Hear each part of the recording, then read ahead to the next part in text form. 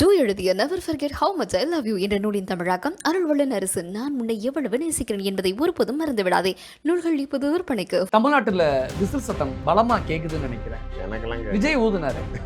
அவருக்கு ஊதுவாங்க. நம்ம சின்னம் உங்கள் சின்னம். அரசியலுக்காக 16 முறை வீட்டு விட்டு வெளியில வந்திருக்கேன். 2 வருஷம் நான் கவுண்ட் பண்ணி ஆபீஸ்க்கு போயிட்டு இருந்தாலும் சேர்த்துக்குவீங்களா? இல்ல, நான் கவுண்டிங்ல வச்சிருக்கேன். தேர்தல் பிரச்சாரத்துக்கு போனது. சரி வாங்க போடுவோம். இப்ப லாஸ்டா விஜய் ஒரு டான்ஸ் ஆடினார்ல, அவருடைய தொடக்கவில்லை. நல்லா ஆடக்கூடியவர் தான், யாரும் இல்லைன்னா சொல்ல. ஆனா அது ஆடக்கூடிய மேடையா? என் கேள்வி அதான். தொண்டர்களை உற்சாகப்படுத்துன்னு சொன்னாங்களே, வீட்டு வீடா போய் ஆடுங்க. ஜனவரி 23ஆம் தேதி பிரதமர் மோடி மேடையில விஜய் ஏறி இருப்பார். யாரு தடுத்தது? அப்ப இந்த 2 தான், ஜானவரிக்கு சாமி ஆதவர்ஜுனா. இவங்க 2 அதிமுக கூட இன்னைக்கு வந்துருப்பாரா? போயிருப்பார். இவங்க தான் தடுத்து வச்சாங்க. ஆமா. காங்கிரஸ் திமுக விட்டு போயிருமா? போகாது. காரணம் ராமதாஸ் தலைமையிலான பாமக வந்து தாவேகா நோக்கி வரப்போகுதுன்னு சொல்றாங்க. 3 நாள் நடந்த பேச்சுவார்த்தைக்கு பிறகு முதலமைச்சர் வந்து ராமதாஸ் தரப்பை கூப்பிட்டு இல்ல திரும்ப வந்து கிளம்பிடுவாங்கிறாரு, அதனால நான் அவருக்காக பார்க்கணும், அதனால வேணாம் அப்படின்னு சொல்லி பிரேக் பண்ணிட்டாரு. ஸோ இப்போ ராமதாஸோடைய ஒரே சாய்ஸ் விஜயா மாறும். அதனால ராமதாஸ் விஜய். அப்ப எதிர்பார்க்கலாமா தாவேகாவில் ராமதாஸ் பாமக? எதிர்பார்க்கறதுக்கு தான் நடக்க போகுது. அப்படியே தேமுதிக வந்து தாவேகாக்கு வரப்போகுது, தாவ போகுதுன்னு சொல்றாங்க. இன்னொரு பக்கத்தில் திமுக கூட பேசுறாங்க, அதிமுக கூட பேசுறாங்க. உங்ககிட்ட பேசல, அவங்க உங்களை மட்டும் தான் விட்டு வச்சிருக்காங்க. அவங்க எல்லாத்துக்கிட்டையும் தான் பேசுறாங்க. பெரிய ஹியூஜ் அமௌண்ட் கேட்குறாங்க. ஆளக்கூடிய கட்சியில என்னது அப்படின்னு ஒரு நிமிஷம் ஜர்க் ஆகிற மாதிரி, அதனால ஒரு 300 கோடி ரூபா டிமாண்ட் பண்றாங்க. இப்போ விஜய் என்ன சொல்றாரு, என்கிட்ட பணம்லாம் கிடையாது, என்கிட்ட ராஜ்யசபாவும் கிடையாது, எம்எல்ஏ சீட் எவ்வளவு வேணாலும் கேள்வி தரேன். தாவேகாவுடைய கூட்டணி கணக்குங்கிறது என்ன ஆகும்? உங்களுக்கு டெல்லி வரைக்கும் ஆள் இருக்கு, உளவுத்துறையில ஆள் இருக்குங்கிறதால கேட்கிறேன். விஜய் எந்த தொகுதியில போட்டியிடுவார் அப்படின்னு கண்டிப்பா உங்களுக்கு ஏதாவது செய்தி கிடைக்கும்? போட்டியிட மாட்டார். விஜய் போட்டியிட மாட்டார். விஜய் கட்சியை ஜெயிச்சா கூட முதலமைச்சர் ஆக மாட்டாருங்கிற மாதிரி இருக்கும். அவர் பிரச்சாரத்துல தான் முழு கவனம் செலுத்த போறாரு. எல்லா இடத்துலயும் தன் முகத்தை காட்டி நான் தான் என்னைக்காக ஓட்டு போடுங்க நாளைக்கு இறங்குற மனநிலையில இருக்காரு. ஆனா இன்னமும் பிரச்சாரத்தை ஆரம்பிக்கலை. விஜய் என்ன ஆவார் 2026? கந்தலாக போகிறது. இவ்வளவுதான் நிலை. நீங்க ஒரு கை தட்டுறவன் எல்லாம் விசிறிகள்லாம் இருக்கலாமே தவிர, உங்ககிட்ட காசை கொடுத்து தியேட்டருக்கு வந்து நாளைக்கு கூட்டு போகலாமே தவிர, ஆட்சி அதிகாரத்தை கொடுக்கறதற்கோ தன்னை ஆள்வதற்கு கொடுக்கறதுக்கோ தயாரா. 2026ல தமிழ்நாட்டுல விசில் சத்தம் சத்தமா கேட்காதா? சத்தமே கேட்கவே கேட்காது. ஊதன வேறடி சத்தம் வரத்துக்கு ஒன்னே ஊதனம் பாருங்கிற மாதிரி. ஆனா இளைஞர்களுடைய மனநிலை வீட்டுல இருக்கும். அதனாலதான் அவங்க தற்கொலைங்கிறாங்க. சொல்றது அதிர்ச்சியா இருக்கு ஒரு பக்கம். இன்னொரு பக்கத்துல விஜய் வந்து ஒண்ணு விக்கிரவாண்டியில நிக்க போறாரு, இல்லாட்டி நாகப்பட்டினத்துல நிக்க போறாரு, அப்படிதான் சொல்றாங்க. கடைசியா சிபிஐ ஆபீஸ்ல தான் நின்னுகிட்டு இருக்காரு. என்ன நடந்துச்சா அங்க சிபிஐ ஆபீஸ்ல? டெல்லி பிஜேபியை பொறுத்த வரைக்கும் விஜய் மீது ஒரு சாஃப்ட் கார்னர் இருக்கு. ரொம்ப சாஃப்டா தான் விஜய் இருந்துச்சு.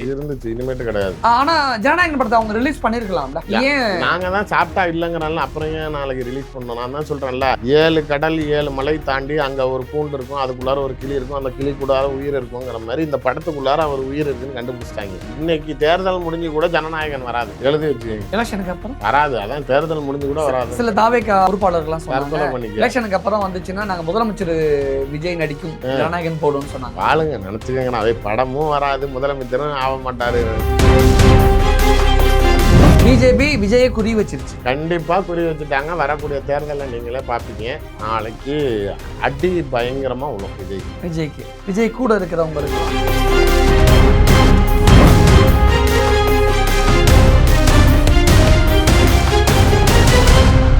இந்த சேனலுக்கு உங்களது பங்களிப்பை செலுத்த விரும்பினால் சப்போர்ட் பண்ணுங்க. உங்களுடைய சிறு உதவி எங்களுக்கு மிகப்பெரிய சப்போர்ட்டாக இருக்கும். நன்றி. வணக்கம். இன்றைய நமது சிறப்பு விருந்தினர் அரசியல் விமர்சகர் திருச்சி சூர்யா அவர்கள். வணக்கம். தமிழ்நாட்டுல விசில் சத்தம் பலமா கேக்குதுன்னு நினைக்கிறேன். நீங்க கவனிக்கிறீங்களா? நீங்க பாக்குறீங்களா? எப்படி இருக்கு? அது விசில் சத்தம் பக்கத்துல இருந்தீங்கன்னா கேட்க தான் செய்யும். கண்டக்டர் ஊதுவாரு, நாளைக்கு குப்பால்ராவ் வரவங்க கூட தான் ஊதுவான். நீங்க எங்க இருந்து சவுண்டு உங்களுக்கு கேட்டுச்சு சொல்லுங்க. விசில் சத்தம் கேட்கலையா? எனக்கெல்லாம் விஜய் ஊதுனாரே. அவருக்கு ஊதுவாங்க. இப்போ பிஜேபிக்கு வரமாட்டேன்னு சொன்னதுக்கப்புறம் அமித்ஷா திரும்பி சென்னைக்கு வந்துட்டு போனதுக்கப்புறம் அவர் வந்து விஜய்க்கு இப்போ ஊதுவார். அப்போ சத்தம் இன்னும் சவுண்டாக கேட்கும். அப்போ விசில் சத்தம் உங்களுக்கு கேட்கல? யாருக்குமே கேட்கல. ஒருவேளை அருள்வாணனுக்கு கேட்குதோ இல்லையா, எனக்கு கேட்கல. கட்சி சின்னத்தை வைத்து தான் நாளைக்கு ஒரு தேர்தலில் வந்து ஒரு கட்சி ஜெயிக்கும். அதாவது வெறும் லீடரோட பிராண்டு போதும், கட்சியோட சிம்பிள் ஈஸியாக ரீச் ஆகிற மாதிரி இருக்குது, அது போதும் அப்படின்னு நினச்சா முடியாது. மக்கள் இதெல்லாம் மட்டும் பார்த்துலாம் ஓட்டு போட மாட்டாங்க. என்னை பொறுத்த வரைக்கும் நாளைக்கு அவர் மக்களுக்காக நிற்கக்கூடிய ஒரு தலைவராக உருவெடுக்கணும். அது இது வரைக்கும் அவர் எடுத்திருக்காரா அப்படின்னா கண்டிப்பாக கிடையாது. 3 ஆண்டு காலம் துவக்க விழா நிகழ்ச்சியில் கலந்து கொண்டவர் 2 ஆண்டு காலம் முடிந்துவிட்ட நிலையில் இதுவரை எனக்கு தெரிந்து 2 பிரச்சனைக்கு மட்டும்தான் பொதுமக்கள் பிரச்சனைக்கு வெளில வந்திருக்காரு. ஒன்று இந்த கஸ்டோடியல் டெத்துக்கு வந்தார், பரந்தூர் விமான நிலையத்துக்கு வந்தார். 700 நாட்களுக்கு மேலே இருக்கக்கூடிய இடத்துல 2 நாள் தான் மக்கள் பிரச்சனையை பார்க்க தெரிஞ்சவருக்கு, மற்ற நேரங்கள்லாம் போய் பங்களாவில் ஓய்வு எடுக்கக்கூடிய விஜய்க்கு அரசியல் கட்சி தலைவர் தகுதி வந்து விட்டதா அப்படின்னு மக்கள் நாளைக்கு கேள்வி எழுப்புவாங்களா இல்லையா? அரசியலுக்காக 16 முறை வீட்டு விட்டு வெளியில வந்திருக்காரு இந்த 2 வருஷத்துல. எனக்கு தெரிஞ்ச நான் கவுண்ட் பண்ணி ஆபீஸுக்கு போயிட்டு இருந்தாலும் சேர்த்துக்குவீங்களா? இல்ல, நான் கவுண்டிங்ல வச்சிருக்கேன். தேர்தல் பிரச்சாரத்துக்கு போனது. சரி வாங்க போடுவோம். இப்போ வந்து நோட் எழுதி வச்சிருக்கேன். இல்லை நானே சொல்றேன், நீங்க ஏதாவது விட்டுட்டேன்னா சொல்லுங்க. கட்சி கொடி கொள்கை அறிவிச்சாரு ஒண்ணு, அதுக்கெல்லாம் அதெல்லாம் கவுண்ட்ல வராது. சரி பரவாயில்ல, நான் அதையும் வச்சுக்கிறேன். அப்படின்னா 17 கவுண்ட் அப்ப. சரி, கட்சியோடைய கொடி கொள்கை வச்சிருக்காரு. அடுத்தது அப்புறம் விக்கிரவாண்டியில மாநாடு போட்டாரு. அதுதானே முதல். அதான் முதல்ல. அதான் நீங்க ஒன்றும் இல்லை, அதாவது கட்சி ஆரம்பிச்சு 6 மாசமா எதுவுமே செய்யாம இருந்தீங்க. ஏன்னா ஆரம்பிச்சேன், இப்போ சீமான் மாதிரி ஆரம்பிச்சேன்னு சொன்னீங்களே தவிர கொள்கையே சொல்லணும்னா உடனே கட்சியோடைய கொடி கொள்கையே சொல்றேன்னு சொன்னீங்க. அதுக்கப்புறம் 6 மாசம் தூங்க போயிட்டீங்க. என்னடா கட்சியோட கொடி கொள்கை மட்டும் சொன்னீங்க, உங்க பலத்தை நிரூபிச்சிங்களான்னு உடனே விக்கிரவாண்டியில மாநாடு போடுறேன். நீங்க எல்லோருக்கும் எல்லாம்னு சொன்னீங்களே, உங்களை தேடி வந்த மக்களுக்கு உங்களால் தண்ணீர் வசதி கொடுக்க முடிஞ்சா, கழிப்பறை வசதி கொடுக்க முடிஞ்சா? 13 பேர் இறந்து போயிட்டான். படம் டைலாக் தான் பேசினாரே தவிர ரசிகர்களோட ஆர்ப்பரிப்பு இருந்துச்சே தவிர தொண்டர்களுடைய கட்டமைப்பு இல்லை அப்படின்னு ஒரு விமர்சனம் வந்துச்சுன்னு உடனே மதுரையில் மாநாடு போடுறேன்னு சொல்லிட்டு நீங்கள் தண்ணி தொட்டியை தேடி வர வேண்டாம், நீங்கள் வர இடத்துக்கே தண்ணி வரும்னு குழாயை போட்டு பைப்பு போட்டு காமெடி பண்ணாங்க. ஓகே, அதாவது கரெக்ட் பண்ணுறாங்க. ஒரு விமர்சனங்கள் வரப்போ அதை கரெக்ட் பண்ணுறதுக்காக பண்ணுறாங்களே தவிர அப்பயும் மக்களுக்காக செய்யலாங்கிறதுக்கு சொல்கிறேன். மதுரையில் வந்தார். அதுக்கப்புறமேலு சென்னையில் 3 நிமிஷம் பேசினாரு. அதான் அந்த கஸ்டோடியல் டெத்து. அது இந்த கஸ்டோடியல் டெத்துலுக்கு அதுக்கு ஒன்று போராட்டங்களுக்கு அது வந்தார் 4. அடுத்தது பரந்தூர் 5. ஓகே, சனிக்கிழமை இந்த வந்ததில் ஒரு 3 வாரம் வந்தார். 3வது வாரத்தில் கரூரில் சம்பவம் நடந்துருச்சு. அது வந்து 3 நாள். ஓகே, அது ஒரு 8. அதுக்கப்புறம் வேற என்ன வச்சிருக்கிறீங்க? செயற்குழு பூத் கமிட்டிலாம் சேர்க்கணுமா? அதெல்லாம் சேர்க்கக்கூடாது. அப்போ கட்சியை விட்டு இல்லை, அதாவது கட்சி ஆஃபீஸை தாண்டி வீட்டை தாண்டி அரசியலுக்காக வெளியில வந்தது அப்படிங்கிற மாதிரி கவுண்ட் பண்ணி வச்சு. இல்லை, எனக்கு தெரிஞ்சு அப்படியே. இப்போ லாஸ்டா விஜய் ஒரு டான்ஸ் ஆடினார்ல அவருடைய தொடக்க விழாவில், அதுவே மனவிரக்தியில் ஆடுறது தான். அதாவது ஆடியோ லான்ச்சில் எப்படி நடந்துக்குவோமோ அதை வந்து அரசியல் மேடையில் பண்ணுறாரு. கூத்தாடியா நான்னு சொல்கிறவர் விஜய் நல்லா ஆடி இருப்பாரு, நல்லா ஆடக்கூடியவர். ஏன் அன்னைக்கு அப்படி ஆடினார்? நல்லா ஆடக்கூடியவர் தான், யாரும் இல்லைன்னா சொல்ல. ஆனால் அது ஆடக்கூடிய மேடையா? என் கேள்வி அதான். தொண்டர்களை உற்சாகப்படுத்துன்னு சொன்னாங்களே, வீட்டு வீடாக போய் ஆடுங்க. இது உற்சாகப்படுத்துறதுக்கா இல்லை நாளைக்கு உணர்ச்சி பொங்க நாளைக்கு அவர்களை ஊக்கப்படுத்துவதற்கா? வாங்க, நீங்கள் மேடையில் பேசுகிறப்பயே புலிகேசி படத்தில் போருக்கு போகிறதுக்கு முன்னாடி வடிவேல் பேசுவான்ல, உள்ளே அடி வாங்கிட்டு அவனும் புஷி ஆனந்தும் உள்ள ரூமில் இருக்கப்ப காய்ச்சல் அடிக்கிறது போல் இருக்கிற நிலைமண்ணா அப்படின்னா, என்னை போல் உங்களுக்கும் காய்ச்சல் அடிக்கிறதுன்னு 2 பேரும் உள்ள பிஜேபி அடிக்கு பில்டப் கொடுத்துட்டு மேடை ஏறி நாளைக்கு படை வீரர்களே நாம் பாயும் புலிகளுங்கிற மாதிரி நீங்க நாளைக்கு பில்டப் அழுத்தம் இல்லைன்னு சொல்லிட்டு அவரே சொல்றாரு. அழுத்தம் இருக்கு இல்லைங்கிறாங்களே தவிர ஆனா அழுத்தம் இருக்கானா இருக்கு. ஆனா யார் கொடுக்குறான்னு சொல்லல, அதை சொல்ல மாட்டேங்கிறாரு. கடைசி வரைக்கும் தான் சொல்ல மாட்டேங்கிறாரு. அது மாதிரி அழுத்தத்துக்கெல்லாம் நாளைக்கு அடங்கக்கூடிய ஆள் விஜயானா அப்ப அழுத்தம் இருக்குதுங்கிறது தானே அதோட மறைமுக ஸ்டேட்மெண்ட். அழுத்தத்துக்கெல்லாம் நான் அடங்கிடுவேனாங்கிறது ஓகே, உங்களை நீங்க பூஸ்ட் பண்ணி பேசுறீங்க. பட் அழுத்தம் இருக்குதுங்கிறது தானே உங்க அது வச்சு நான் கூட இருந்துமா அவருக்கு அழுத்தம் இருக்கு. அவங்களாலதான் அழுத்தமேங்கிற மாதிரி இல்லை. உண்மையிலே நீங்க சொன்ன இந்த இருவரும் இல்லாமல் இருந்திருந்தால் ஜனவரி 23ஆம் தேதி பிரதமர் மோடி மேடையில விஜய் ஏறி இருப்பார். யாரு தடுத்தது? அப்ப இந்த 2 தான். ஜானவரிக்கு சாமி அது ஒரிஜினல். அதிமுக கூட நீங்க வந்துருப்பாரு. இவங்க தான் தடுத்து வச்சாங்க. ஆமா, இவங்க வந்து நம்ம இதாவது இப்ப கட்சி சின்னம் நமக்கு கிடைச்சிருச்சு. 2 மாசம் தான் இருக்குது. பிஜேபினால நம்மளை வேறு எதுவும் செய்ய முடியாது. எலெக்ஷன் நெருங்கிருச்சு, அதனால் அவங்க இது பெருசாக டேமேஜ் பண்ண முடியாது. நம்ம ஃபேஸ் பண்ணலாம். கண்டிப்பாக நம்ம இருக்கிறதுல ஏடிஎம்கேவை க்ளோஸ் பண்ணிடலாம். பிஜேபிக்கு தேவை ஏடிஎம்கேவை தூக்கி நிறுத்தணுங்கிறது இல்லை, அவங்களுக்கு ஒரு கட்சி வளர்ந்த கட்சி தான் கட்டுப்பாட்டில் இருக்கணுங்கிறது தான். அப்போ நம்ம நாளைக்கு ஒரு எதிர்கட்சி அந்தஸ்துக்கு வளர்ந்து அதிமுகவை காலி பண்ணிட்டோம்னா இன்னைக்கு இருக்கிற இமேஜுக்கு நம்மளால ஈஸியாக எடப்பாடியை க்ளோஸ் பண்ண முடியும். நம்ம நாளைக்கு இந்த 2 பேரோடைய ஐடியாஸ் சொன்னது. அப்போ நம்ம ஒரு பெரிய வளர்ந்த கட்சியாக ஒரு தோற்றத்தில் நிற்கிறப்ப நாளைக்கு பிஜேபி திரும்பி நம்ம கிட்ட வந்து அவனை க்ளோஸ் பண்ணிடுறோம், நம்ம கிட்ட வருவாங்க, நம்ம அப்போ 29 31 அப்போ ஆதரவு கொடுத்துக்குவோம். ஆனால் இப்போ நம்ம போன கட்சி ஆரம்பித்த உடனே பிஜேபி கூட போனோம்னா நம்மளை மக்கள் மதிக்க மாட்டான், நமக்குன்னு இருக்கிற வாக்கு சதவீதம் பெரிய அளவில் அடிபடும் அப்படின்னு சொன்னோன்னே தான் இவர் நாளைக்கு பேக் அடிக்கிறார். இல்லைன்னா அவர் அங்கே போயிருப்பார். ஓகே, இப்போ தாவேகா கூட்டணியை பற்றி நான் சில விஷயம் கேட்க விரும்புகிறேன். தாவேகா இருக்கிறனால தான் காங்கிரஸ் திமுகவோட முட்டி மோதிக்கிட்டு கூடுதல் சீட்டு கேட்கறதுக்கோ அல்லது திமுக கழட்டி விட்டா கூட காங்கிரஸ் தாவேகா கூட சேருவதற்கான விஷயங்கள்லாம் உள்ளடியில் நடந்துக்கிட்டு இருக்கலாம் சொல்கிறாங்க. எல்லா கட்சிகளும் தாவேகா இருக்கிற திமிரில் தான் பண்ணுறாங்க. டெல்லியில் கூட சோனியா காந்தியோட பார்வை திமுக கூட இருக்கணும் அப்படின்னு. ஆனால் ராகுல் காந்தியோட கருத்துப்படி அவங்க தாவேக்கால வரணுங்கிற விருப்பப்படுறாங்கிற மாதிரியெல்லாம் பேச்சு அடிபடுது. இது உண்மையா பொய்யா? உண்மைதான். அதாவது இது வரைக்கும் தமிழ்நாட்டில் இருக்கக்கூடிய எந்த திராவிட கட்சிகளும் சொல்லாத ஒரு விஷயம், ஆட்சி அதிகாரத்தில் பங்கு. இது வரைக்கும் யாருமே சொன்னதில்லை. சொல்லியும் யாரும் வரலை. அதுதான் அசிங்கம். அதுதான் இருக்கையிலே பெரிய அசிங்கம். இப்போ அதிமுகவுடைய பொதுச் செயலாளராக ஒற்றை தலைமையாக இருக்கக்கூடிய எடப்பாடியை 2024 மன்சூர் அலிகானே வேணாம், வேற யாருமே வரத்துக்கு தயாராக இல்லை அப்படின்னு எப்படி கேவலப்படுத்தினாங்களோ, பிரேமலதா போனதுமே எடப்பாடிக்காவோ ஏடிஎம்கேக்காவோ இல்லை, ராஜ்யசபா சீட்டுக்காக. நீங்கள் அப்படி இருக்கிறப்ப அவங்க வியாபாரி, நான் அவங்கள பொருட்படுத்த விரும்பல. மற்ற அதுக்கு அப்பாற்பட்டு தனிப்பட்ட முறையில் வேற யாருமே அவரோட போலங்கிறப்ப அப்போ மற்ற எந்த அரசியல் கட்சி தலைவர்களும் உங்களை அங்கீகரிக்கப்பட்ட தலைவராக பார்க்கலங்கிற மாதிரி தான் இன்னைக்கு இவ்வளோ பெரிய ஆஃபர் கொடுத்த விஜயை எந்த ஒரு லெட்டர் பேர்டு கட்சியோ ஒரு ஜாதி கட்சி கூட போய் அவர் கதவை தட்டலையே, கதவை திறந்தே இருக்குதுங்கிறார், யாருமே வரல. அப்படிங்கிறப்பயே ஒரே சிம்பிளான லைனில் சொல்லணுன்னா, எப்பா நீ உனக்கு கிடைச்சா எனக்கு தரேன்னு சொல்கிற, மற்ற மாதிரி இருக்க மாட்டேன்ப்பா, நான் எது வந்தாலும் பகிர்ந்து உண்டு மகிழ்ச்சியுடன் இருப்போன்னு சொல்கிறேன். ஆனால் உனக்கு முதல்ல கிடைக்குமா, அப்போ தானே நீ எனக்கு பிரித்து கொடுக்கறதுக்கு அப்படிங்கிற கேள்வி எழுது. இங்கே நீங்கள் சொல்கிற அந்த கட்சிகள் நாளைக்கு நீ தரியால் அங்கே போயிடுவேன், நீ தரியா அங்கே போயிடுவேன் அப்படின்னு மிரட்டுறதுமே இங்கே பேரம் பேசுவதற்காக அவர்கள் எடுக்கக்கூடிய ஒரு முயற்சியாக தான். இவனுக்கு வேறு வழியே இல்லை, இவன் ஆதி கட்டவன், நாளைக்கு மற்றவங்க எல்லாத்துக்கிட்டையும் நம்ம ஜம்பத்தை காட்டுவோம், வீட்டில் இருக்கிற பொண்டாட்டிக்கிட்ட மட்டும் அப்படிங்குவோம். ஏன்னா அது இங்கேயே தான் கிடக்கும், நம்மளை விட்டு போவாது. அந்த ஒரு அடுத்த கட்டத்துக்கு வழி இருக்குதுன்னு தெரிஞ்சுதுன்னா நம்ம உடனே அவங்களுக்கு ஒரு இம்பார்ட்டன்ஸ் கொடுப்போம்ல. அதை தான் இப்போ நீங்கள் ஒரு நிறுவனத்தில் வேலைக்கு சேர்றப்ப ஒரு சம்பளத்துக்காக வேலைக்கு சேர்றீங்க, 5 வருஷம் வேலை செஞ்சதுக்கப்புறம் இத்தனை வருஷம் வேலை செஞ்சுருக்கேன், எனக்கு 5 வருஷம் ஆச்சு, ஒரு 20,000 சேர்த்து கொடுங்கன்னு கேட்பீங்களா மாட்டீங்களா? அதை தான் அவன் கேட்குறான். 6 சீட்டு கொடுத்த போன எலெக்ஷனில் இந்த தடவை நாளைக்கு 2 சேர்த்து 8 கொடு. அதை கேட்கறதுக்கு அவங்களுக்கு உரிமை இருக்குது. அந்த பயம், அதை கேட்குறத அழுத்தம் கொடுக்கறதுக்கு காரணம் எதுவுமே இல்லாமல், அதான் போன தடவை 6 கொடுத்தேன், அதில் நாளைக்கு 4 ஜெயிச்சா, இந்த தடவை நான் 6 தரேன், 6 ஜெயி, அதுக்கு உண்டான முயற்சியை பண்ணுன்னு நம்மளால் கட்டாயப்படுத்த முடியும். ஆனால் இப்போ நான் வேறு இடம் இருக்குது போயிடுவேன், அதுவும் அவன் 10 தரேங்கிறான் அப்படிங்கிற நிலையில் அவங்க கட்டாயப்படுத்தி அந்த பேச்சுவார்த்தையில் அவங்களுக்கு கொஞ்சம் சிந்தாமல் சிதறாமல் பேசுறதுக்கு உண்டான ஒரு இக்கட்டான நிலையை திமுகவுக்கும் அதிமுகவுக்கும் ஏற்படுத்தியிருக்கிறதே தவிர இதனால் விஜய்க்கு என்ன பலன் அப்படின்னீங்கன்னா அது எதுவும் கிடையாது. காங்கிரஸ் திமுக விட்டு போயிருமா? போகாது. காரணம் அதான் எஸ்எஸ்சி வாயை திறந்து ஓப்பனாக சொல்லிட்டாரு. இப்போ நான் முன்னாடியே சொன்னேன், அந்த கருத்து கேட்பு கூட்டத்திலே நீங்கள் சொன்னது தான், சோனியா காந்தி திமுக விரும்பினாங்க, ராகுல் காந்தி தாவேகா விரும்பினார், மல்லிகார்ஜுன கார்கே இருங்க அப்புறம் அம்மாவும் பொண்ணு பையனும் சண்டை போட்டுக்காங்க, நான் என்னன்னு பார்க்குறேன்னு எல்லாத்தையும் வர சொல்லி கருத்து கேட்டுட்டு தனியாகவும் கூப்பிட்டு பேசிட்டு அப்புறம் அவர் இல்லை இந்த சூழ்நிலை நம்ம டிஎம்கே கூட இருக்கிறது தான் சரின்னு முடிவெடுத்தோம். இப்போ டாப் 3ல் மெஜாரிட்டி 2 பேர் டிஎம்கேக்கு ஃபேவரபிள் ஆகிடுறாங்க.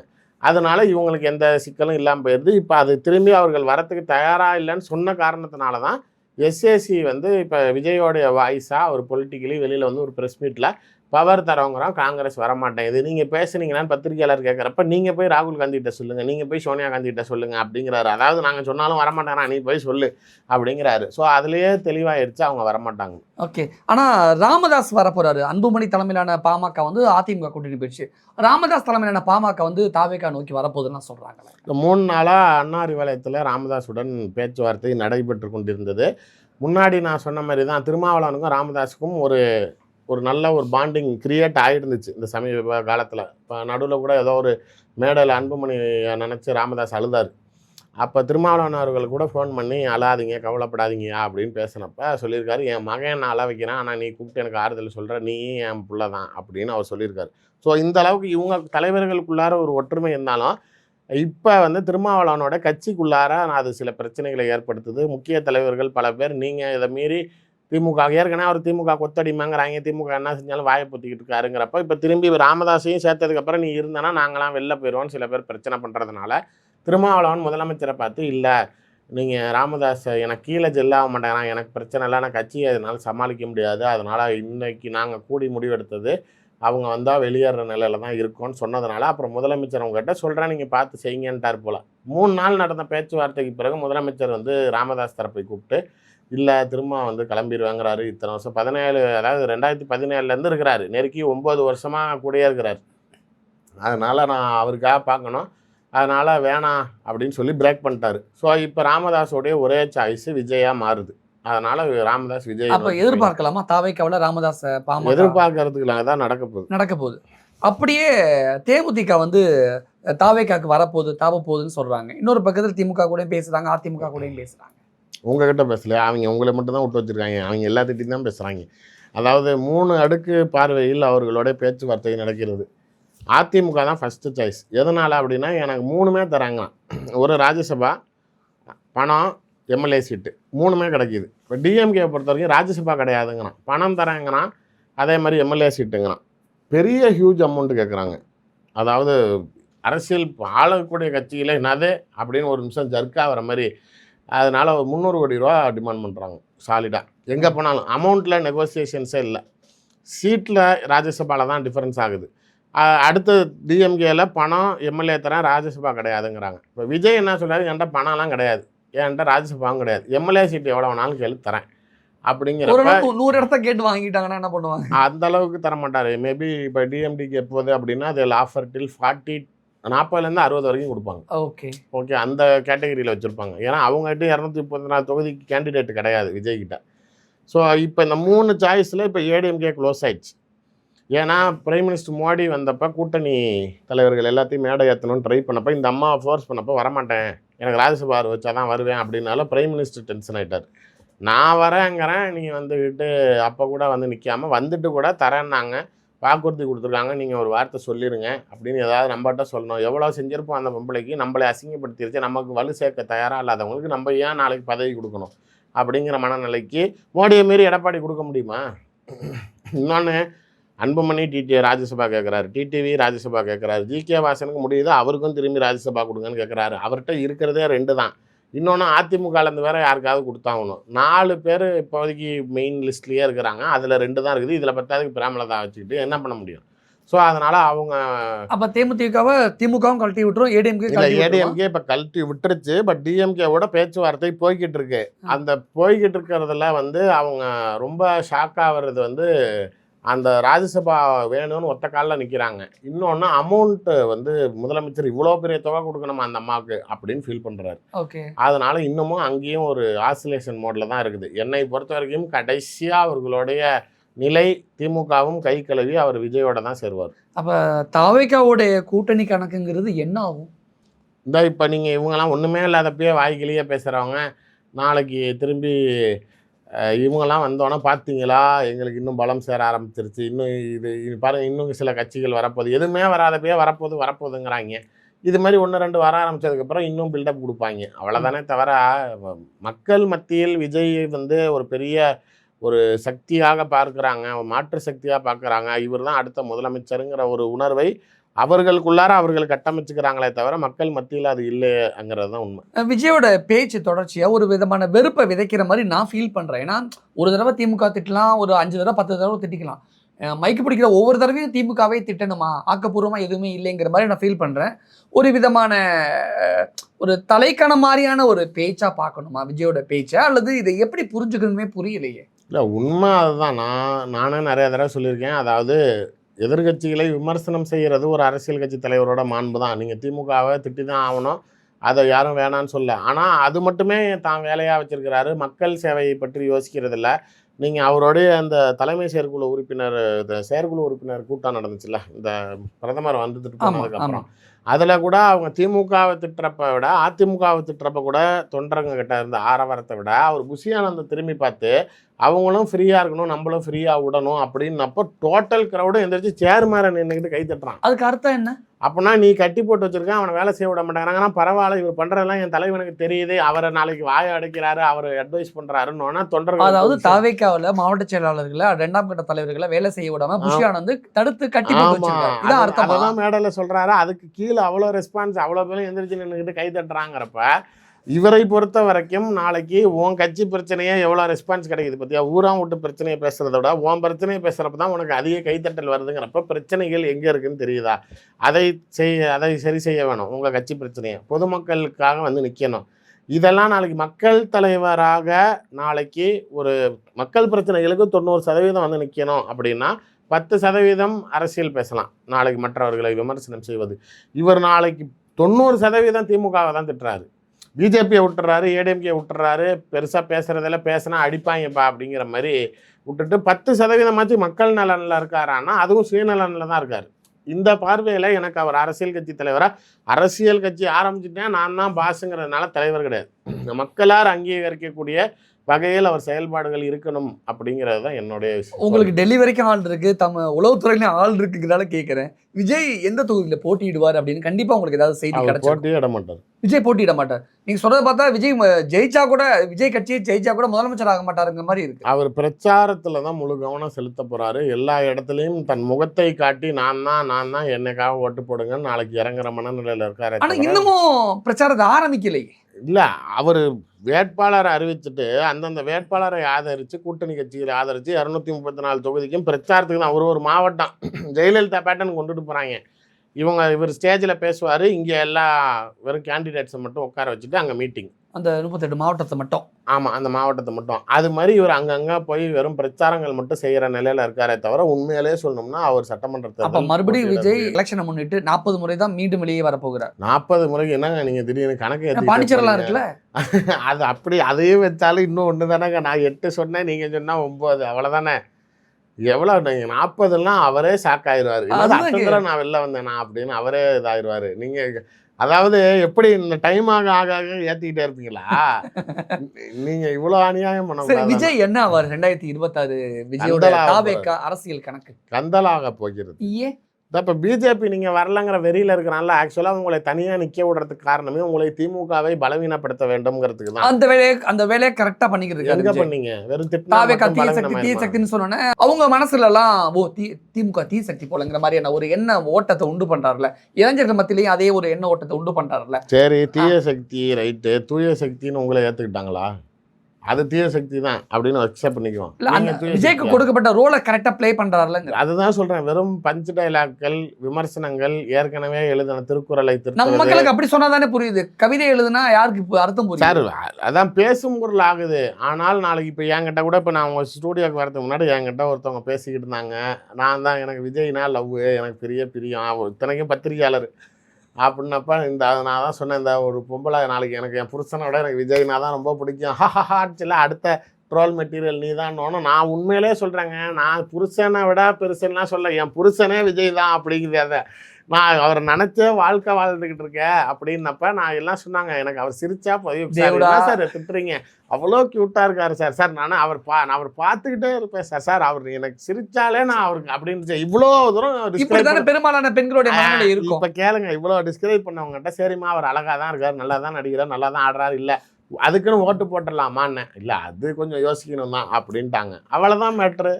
விஜய தன்னோட புருஷனா நினைச்ச ஒருத்தங்க இப்ப ஓட்டு போடுறீங்களா பத்திரிகையாளர், நான் கேமரா ஆஃப் பண்ணனும் உங்ககிட்ட யாருன்னு சொல்றேன், வெளியில கேமரா ஆஃப் பண்ணனும் சொல்றேன். அதாவது ஒரு எப்படி சொல்றது, ஒரு வீட்டை விட்டு வெளியில இருந்து ஒரு இண்டிவிஜுவலா நம்மளும் வெளியில வரணும் அப்படின்னு சம்பாதிச்சு கூடிய ஒரு இது. நிறைய பெண்கள் பத்திரிகை துறையில இருக்கிறவங்க, பைத்தியமா இருக்கிறவங்க, அப்படி இருக்கிறவங்களே நாளைக்கு எனக்கு அவரை பிடிக்குங்கிறவங்க, ஆனா ஓட்டு போடுவீங்களா அதுக்காக அப்படின்னா அது கொஞ்சம் டவுட் தான் அப்படிங்கிறாங்க. ஸோ இவ்வளவுதான் நிலை. நீங்க உங்களை கை தட்டுறவன் எல்லாம் விசிறிகள்லாம் இருக்கலாமே தவிர, உங்ககிட்ட காசை கொடுத்து தேட்டருக்கு வந்து நாளைக்கு பூ தூவலாமே தவிர, ஆட்சி அதிகாரத்தை கொடுக்கறதற்கோ தன்னை ஆள்வதற்கு கொடுக்கறதுக்கு தயாரா. 2026 தமிழ்நாட்டுல விசில் சத்தமா கேட்காதா? சத்தமே கேட்கவே கேட்காது. ஊதுனா தானடி சத்தம் வரத்துக்கு ஒன்னே ஊதுறம் பாருங்கிற மாதிரி. ஆனா இளைஞர்களுடைய மனநிலை வீட்டுல இருக்கும். அதனாலதான் அவங்க தற்கொலைங்கிறாங்க. எதனால அப்படின்னா, அவனை எது சொன்னாலும் நிதர்சனத்தை உணராமல் அவன் நினைச்சதை மட்டுமே இப்ப வந்து ரைட்டுன்னு நினைக்கிறதுனால தான் அவனுக்கு தற்கொலைன்னு பேரு.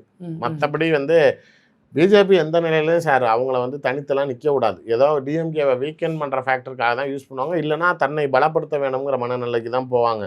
அவர் இப்படி தனித்து நிற்கிறதுனால அது அதிமுகவுக்கு தான் அது வந்து பெரிய சேதத்தை ஏற்படுத்துங்கிறது பாஜகவுக்கு நல்லா தெரியும். அதனால் கண்டிப்பாக அவர்களுடைய தேர்தல் நகர்வுகளில் திமுகவை விட தாவேகாவை கடுமையாக தாக்கப் போகிறது பிஜேபிங்கிறது தான் எனக்கு உண்மையான ஸ்டேட்டஸ் அப்டேட். ஆனால் நீங்கள் சொல்கிறது அதிர்ச்சியாக இருக்கும் ஒரு பக்கம். இன்னொரு பக்கத்தில் விஜய் வந்து ஒன்று விக்கிரவாண்டியில் நிற்க போகிறாரு, இல்லாட்டி நாகப்பட்டினத்தில் நிற்க போகிறாரு அப்படிலாம் சொல்கிறாங்க. இப்போ கடைசியாக சிபிஐ ஆஃபீஸில் தான் நின்றுக்கிட்டு இருக்காரு.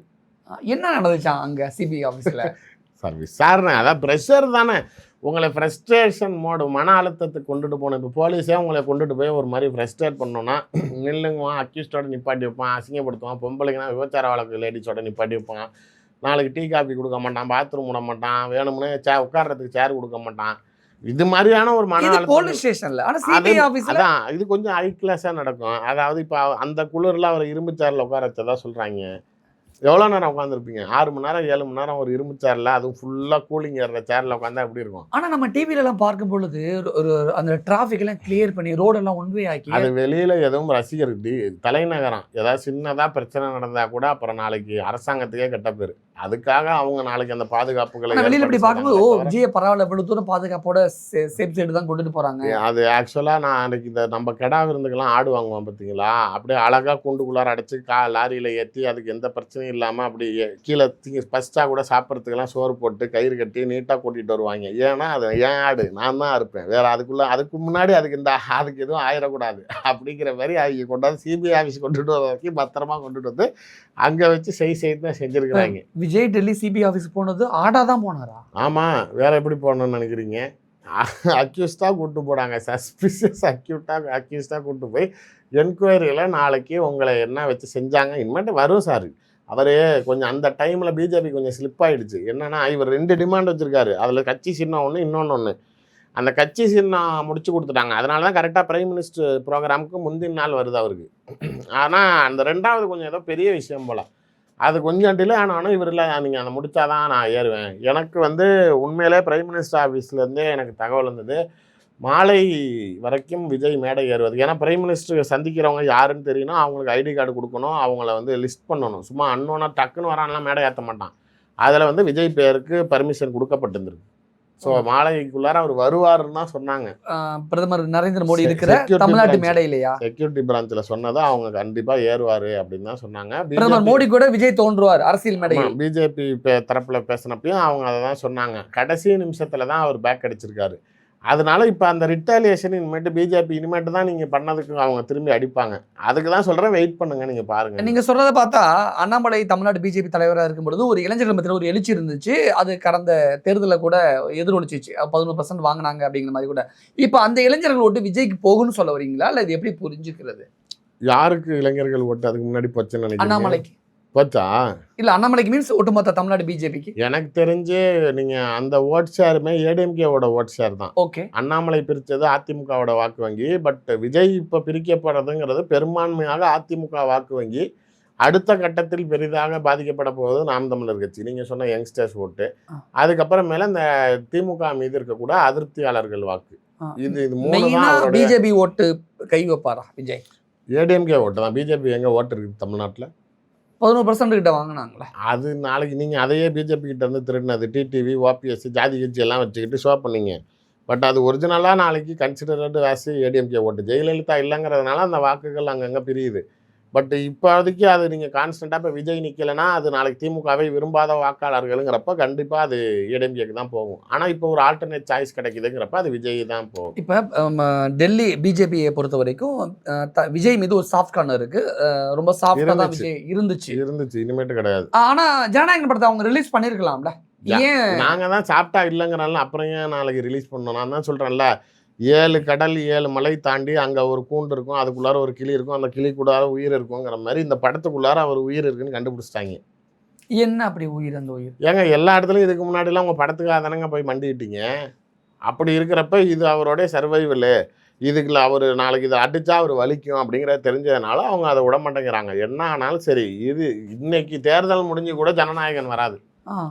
எழுதி வச்சுக்கோங்க, எலெக்ஷனுக்கு அப்புறம் வராது. அதான் தேர்தல் முடிஞ்சு கூட வராது. சில தாவேகா பொறுப்பாளர்கள்லாம் சொன்னாங்க தற்கொலை பண்ணிக்க எலெக்ஷனுக்கு அப்புறம் வந்துச்சுன்னா நாங்கள் முதலமைச்சர் விஜய் நடிக்கும் ஜனநாயகன் போடுன்னு சொன்னாங்க. வாழுங்க, நினைச்சுக்கங்கண்ணா. படமும் வராது, முதலமைச்சரும் ஆக மாட்டாரு. இல்லை, எனக்கு இந்த இடத்துல என்ன புரியவே இல்லைன்னா, விஜய் மீது டெல்லி பிஜேபி சாஃப்ட் கார்னர்ல இருந்தாங்க, விசில் சனமே கொடுத்துட்டாங்க. விசில் சனம் கூட இப்பதான் சமீபத்தில் அது மேடை ஏறேன்னு சொன்னதுனால கொடுத்துட்டாங்க.